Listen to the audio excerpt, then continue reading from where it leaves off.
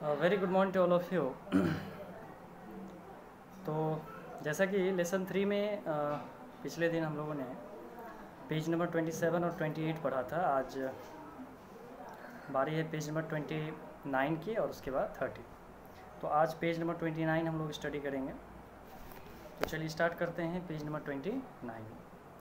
देखिए इसमें कहा जा रहा है the history of cloth making, मतलब कपड़े के बनाने की जो शुरुआत हुई, इसका जो इतिहास है वो क्या है, कैसे है, आज इसके बारे में हम लोग पढ़ेंगे। देखिए कहता है as early man started agricultural activities. जैसा कि हम सब जानते हैं कि जितने भी अर्ली मैन थे उनके द्वारा खेती की शुरुआत की गई थी। He learn the method of making ropes by braiding and twisting together thin. उन्होंने जो है रोप्स को, रस्सियों को ब्रेडिंग करना, उसे ट्विस्ट करना, यानी एक दूसरे से रैप करके उससे रस्सी को बनाने की जो प्रक्रिया थी उन लोगों ने शुरू की। और पतले पतले लंबे लंबे घास को एक दूसरे से ट्विस्ट करके ये बड़ी बड़ी है ना रस्सियों का निर्माण किया करते थे। He also used thin flexible twigs of plants to make baskets by suitably weaving twigs. इसके बाद इन्होंने काफ़ी फ्लेक्सिबल ट्विग्स, यानी जो घास फूस होती हैं तो उसमें जो महीन और जो पतले जो पत्तियां या घास के जो टुकड़े होते थे उन्हें ट्विग्स करके ये लोग फिर बास्केट या टोकरी भी बनाते थे। देखिए कहता है basket weaving has survived into modern times, और ये आज यानी आधुनिक समय में भी आप देख सकते हैं कि इस तरह से टोकरी का निर्माण किया जाता है।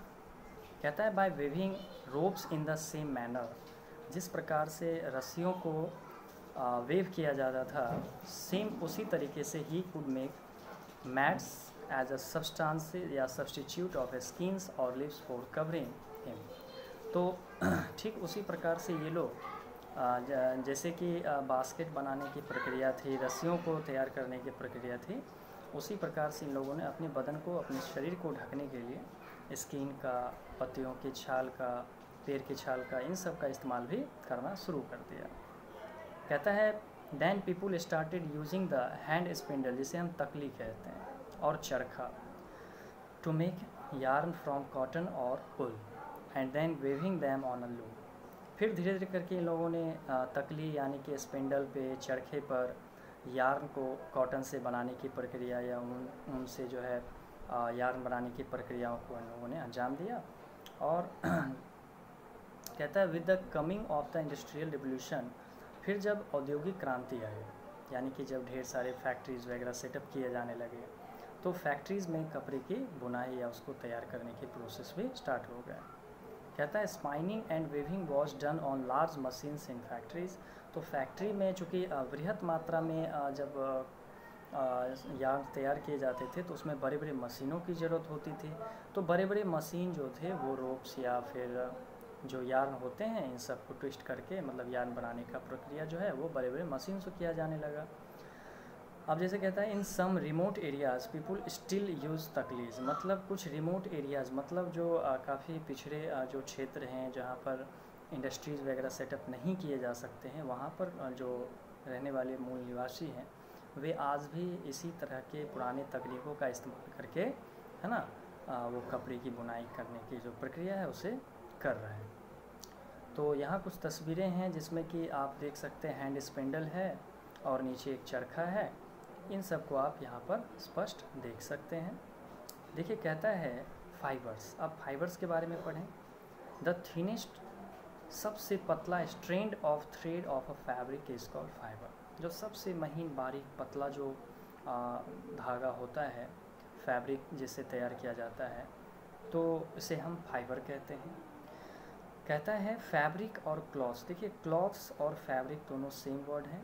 फैब्रिक मतलब भी होता है वस्त्र और क्लॉथ्स मीन्स भी होता है वस्त्र। तो कहता है we wear are made up of yarns which are further made of fibres. तो कहता है कि जो कपड़े हम लोग पहनते हैं बेसिकली वह भी फाइबर से तैयार किया जाता है। दीज फाइबर्स आर इधर obtain naturally from plants and animals और मेड सिंथेटिकली, मतलब ये जो फाइबर्स हैं वो पेड़ पौधे के साथ साथ जीव जंतुओं से भी प्राप्त किए जाते हैं और इसे हम सिंथेटिक कपड़े भी तैयार करते हैं। कहता है the natural fibres are of two types. जो नेचुरल फाइबर होते हैं वो दो प्रकार के होते हैं। पहला है प्लांट फाइबर्स जिसमें कॉटन, जूट एट्सेट्रा वगैरह ये सब आते हैं।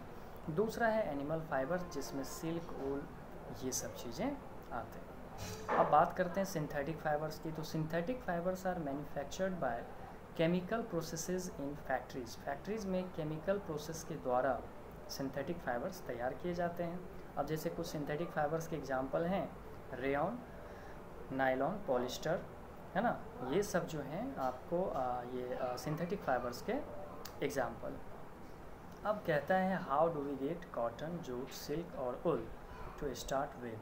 तो चलिए जानते हैं कि हम लोग कॉटन, जूट, सिल्क या ऊन वगैरह की प्राप्ति कैसे करते हैं, ये सब कैसे हमें प्राप्त होता है। अब इसके बारे में हम लोग जानेंगे। तो चलिए सबसे पहले है कॉटन। देखिए कहता है the scientific name of cotton plant is Gossypium. Gossypium और कहता है हिरस्यूटम। हिरस्यूटम यानी ये एक ही वर्ड है, गॉसिपियम हिरस्यूटम मतलब हो गया कॉटन प्लांट, ये इसका वैज्ञानिक नाम है। कहता है इट्स लीव्स रिजेंबल चाइनर और maple leaves and its flowers look very much like pink mallow flower that grow in swampy areas. जो बेसिकली दलदलीय क्षेत्र होते हैं या स्वैम्पी एरिया जो होते हैं वहाँ पर ये ज़्यादा पाए जाते हैं, जिसमें इसकी जो पत्तियाँ होती है वो एक मैपल लीव्स की तरह दिखती है। चिनार का आपने देखा होगा पेड़, तो उसकी पत्तियों से यह बिल्कुल हूबहू मिलता है। और इसका जो फ्लावर होता है वो आपको थोड़ा सा पिंक और मेलो फ्लावर्स की तरह दिखता है। Each fibre is made up of 20 to 30 layers of cellulose coiled like springs. देखिए कहता है प्रत्येक फाइबर में तकरीबन 20 से 30 परत होते हैं सेल्यूलोज के, और जो कि एक क्वाइल्ड के स्ट्रक्चर के रूप में पाया जाता है। कहता है व्हेन द कॉटन बॉल, जिसे हम सीड केस भी कहते हैं, कॉटन बॉल जो होता है वो एक तरह गेंद की तरह होता है, उसके अंदर कॉटन होता है। तो जब वो कहता है ओपेंड यानी जब वो खुलता है तो the fibres dry into flat twisted. तो वो जो होते हैं बिल्कुल फ्लैट होते हैं, चपटे होते हैं। वो कॉटन पूरी तरह से अंदर के जो रेसे होते हैं वो पूरी तरह से ड्राई होते हैं, सूखे हुए होते हैं, ट्विस्टेड होते हैं और वो रिबन लाइक शेप में होते हैं, ठीक है। And become kinked together and interlocked, और वे एक दूसरे से जुड़े हुए होते हैं। कहता है this interlocked form is ideal for spinning it into a fine yarn after the seeds are removed. देखिए सीड्स को हटाने का जो प्रोसेस है उसे गिनिंग कहते हैं, ठीक है। तो या कॉम्बिंग प्रोसेस से भी जो है कॉटन सीड्स को हम हटा सकते हैं। उसके बाद जो आपको फाइबर मिलता है वो प्योर कॉटन होता है। अब देखिए कहता है प्रॉपर्टीज़ ऑफ कॉटन फाइबर्स, मतलब इसका क्या खासियत है कॉटन फाइबर्स का। कहता है cotton is the most important of all natural fibres. ये सारे नेचुरल फाइबर्स में सबसे महत्वपूर्ण फाइबर है। Some qualities of cotton that make it ideal for making clothes are as follows. तो इसके जो कुछ बेहतरीन क्वालिटीज़ हैं तो वो आपको आगे दर्शाया गया है, ठीक है। चलिए अब बात करते हैं इसके जो मेन जो प्रॉपर्टीज़ हैं उसके बारे में जानेंगे। तो देखिए कहता है cotton fibres have a natural twist that makes them suitable for spinning into a very strong yarn. मतलब ये इतने प्राकृतिक रूप से ट्विस्ट होते हैं और इतना आसान होता है कि इसे हम आसानी से और मजबूती से इसे हम ट्विस्ट करके फाइबर तैयार कर सकते हैं। ये पहला प्रॉपर्टीज़ हो गया। दूसरा प्रॉपर्टीज़ है the ability of water to penetrate right to the core of fibre makes it easy to remove dirt from cotton garments while washing and कहता है क्रेसिस वाइल आयरनिंग। मतलब इसमें जो है इसमें धूल डस्ट होते हैं, एक्चुअली वाटर को जब ये एब्जॉर्ब करता है तो वाटर को एब्जॉर्ब करने के पश्चात ये ईज़िली डस्ट को जो है वह किनारे पर ले जा कर के स्प्रेड कर देता है, और जब धोते हैं तो धोने के क्रम में वह डस्ट आसानी से इससे बाहर चला आता है। तो काफ़ी आसान होता है कॉटन कपड़ों को धोना। इसके बाद है cotton has good moisture absorbing quality which makes the fabric soft and comfortable to wear especially in summer. देखिए इसमें पानी को सोखने की, एब्जॉर्ब करने की क्षमता बहुत अधिक होती है, और यही कारण है कि गर्मी के मौसम में लोग कॉटन कपड़े पहनना ज़्यादा अच्छा महसूस करते हैं, ज़्यादा पसंद करते हैं। कहता है चौथा जो प्रॉपर्टी है cotton cloth can be worn close to the skin because static electricity does not build up readily in cotton. देखिए कॉटन क्लॉथ जो होता है इतना सॉफ्ट होता है, इतना मज़ेदार होता है कि यह स्किन से आसानी से मतलब कि एक तो बॉडी से थोड़ा सा हटा हुआ रहता है और एयरी होता है, हवादार होता है। ऐसा नहीं कि पॉलिस्टर कपड़े की तरह बॉडी से चिपक जाता है, ठीक है।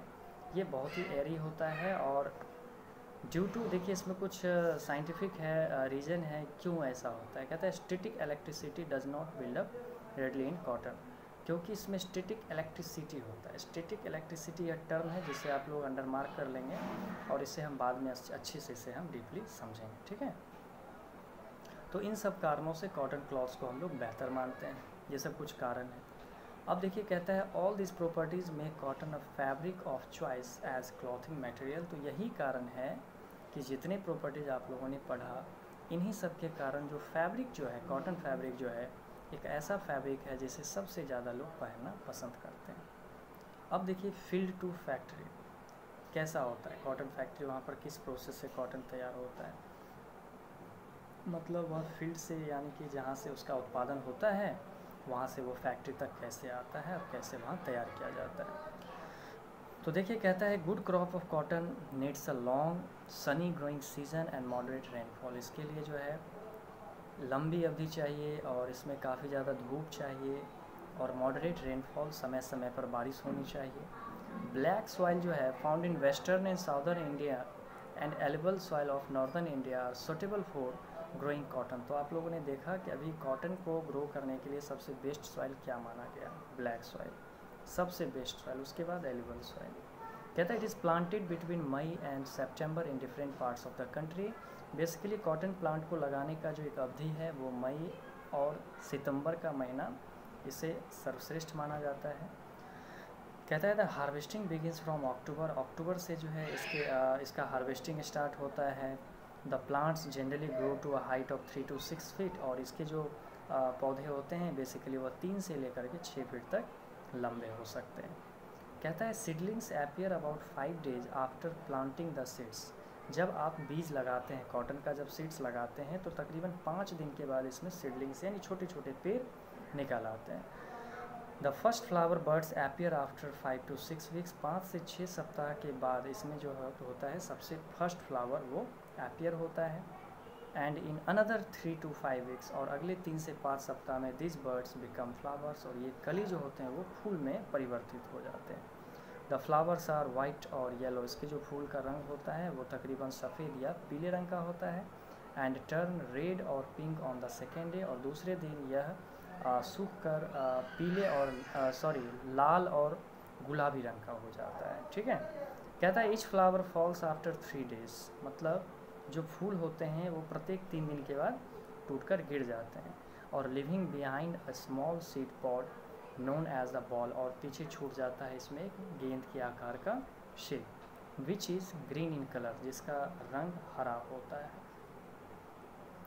इसके बाद each boll contains about 30 seeds and up to 5 lakh fibres of cotton. मतलब प्रत्येक बॉल में तकरीबन 30 बीज होते हैं और इसमें तकरीबन 5 लाख फाइबर्स कॉटन के मौजूद होते हैं।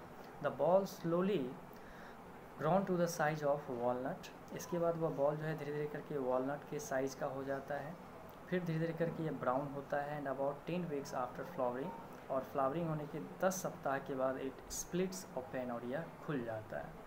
एज द बॉल स्प्लिट्स, कहता है जैसे ही वो बॉल खुल जाता है the raw cotton fibres burst out. तो अंदर से आप देखते होंगे उसमें से रेशेदार कॉटन बाहर आना शुरू हो जाता है। कहता है this cotton fibres are the hairs that grow on the surface of cotton seeds. और इसके बाद आपने इसमें देखा कि जो इसमें कॉटन फाइबर्स हैं वो एक तरह से छोटे छोटे बाल की तरह वो दिखता है। कहता है gradually this fibres dry up in the heat of sun और धीरे धीरे करके सूरज की तपिश में, गर्मी में यह सूखना स्टार्ट होता है। फिर टर्निंग फ्लफ़ी और उसके बाद वह फ्लफ़ी होने लगता है, रोएदार होने लगता है, ठीक है। एंड वाइल एज स्नो और मानो कि वह जैसे छोटे छोटे बर्फ़ का आकार ले रहा हो। Now is the time for their harvesting. अब इसके कटाई का समय हो जाता है।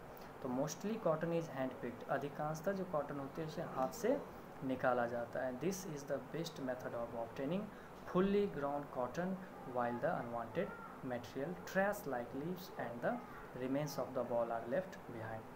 मतलब अगर कहा जाए तो सबसे बेस्ट तरीका क्या है कॉटन निकालने का, वो है हैंड, हाथ से आप कॉटन को निकालें वो ज़्यादा अच्छा है, क्योंकि इससे अनवांटेड प्लांट्स को आप छोड़ देते हैं पीछे, और जो उसका जो ऊपरी हिस्सा होता है, जो कवर होता है, उससे भी हम छोड़ देते हैं। उससे सिर्फ और सिर्फ हमें प्योरेस्ट कॉटन फाइबर्स प्राप्त होता है।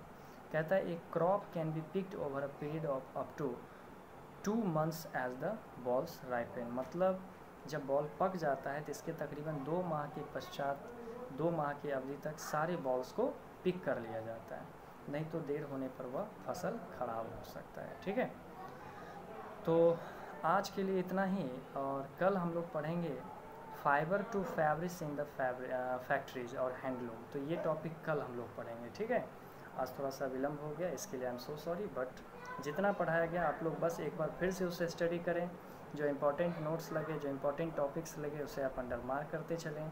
ये सबसे बेस्ट मेथड है पढ़ाई का, और आप लोग बार बार इसे स्टडी करें। तो बस आज का क्लास इतना ही, थैंक यू।